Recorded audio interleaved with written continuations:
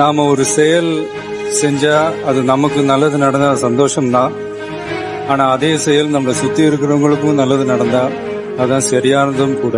எதையுமே எதிர்பார்க்காம உதவி செய்யறவங்களுக்கு அவங்களே எதிர்பார்க்காத நேரத்துல நாம ஒன்று செய்யணும். தெரிஞ்சவங்களுக்கு செய்யற உதவி நம்மளை மட்டும்தான் காப்பாற்றும். யாருன்னே தெரியாதவங்களுக்கு செய்யற உதவி நம்ம வம்சத்தையே காப்பாற்றும்.